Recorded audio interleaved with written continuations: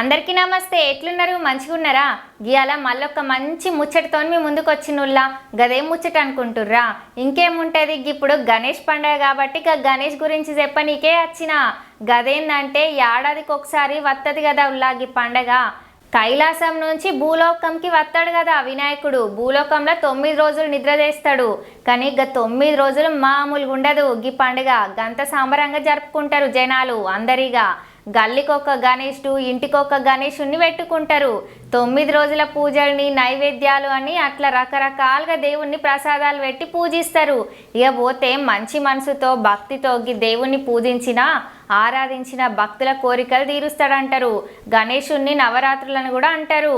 ఇక పోతే 9 రోజులు పూజలు చేస్తారు. 10వ రోజున నిమజ్జనం చేస్తారు. గంతే కాదు, 9 రోజులు కానీ పండగ మాత్రం మామూలుగా ఉండదు. గణేశుని పండగ అత్తందంటే చాలు హడావిడి కొద్ది ఉండదు. ఏదో ఇంట్లో పెళ్ళిళ్ళలాగా సందడి ఉంటుంది ఈ నవరాత్రులు. ఇక పోతే తెలంగాణ మొత్తంలో అతిపెద్ద వినాయకుడు మన హైదరాబాద్లోని ఖైరతాబాద్లో నిలబెడతారు.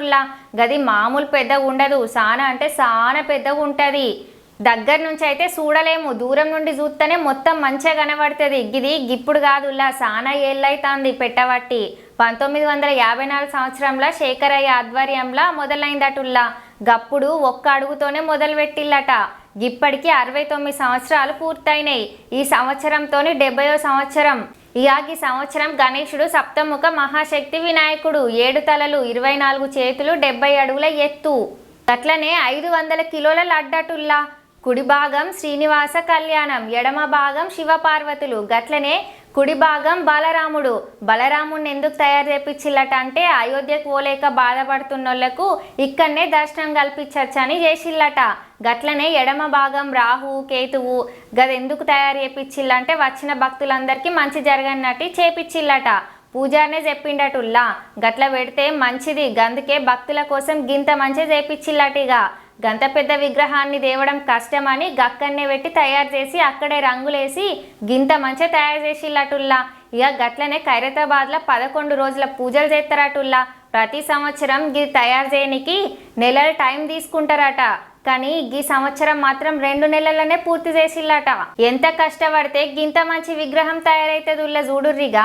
ఎక్కడికి పెద్దోళ్ళందరూ గట్లనే భక్తులు ఎవ్వరు కానీ ఈ గణేశుని దర్శనం కోసం వస్తారు. వచ్చిన వాళ్లకు ఎట్లాంటి ఇబ్బంది కలగకుండా చక్కగా దర్శనం చేసుకొని పోతారు.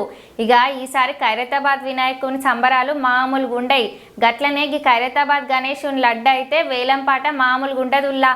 మస్తు మంది పోయి పోటీ పడతారు. కొన్ని వేలు పెట్టి వేలంపాట పెడతారు. ఇక ఈసారి ఎవరికుందో అదృష్టం చూడాలి. లాస్ట్ నిమజ్జనం రోజైతే సందడి ఘోరంగా ఉంటుంది. రోడ్డు మొత్తం ట్రాఫిక్నే ఉంటుంది. గంత సందడి ఉంటుందిల్లా. ఇక గిదుల్లగ్గి సమాచారం ఖైరతాబాద్ గణేశుని ముచ్చట. రేపు మళ్ళీ ఒక మంచి ముచ్చట పట్టుకొని వస్తా. నమస్తే.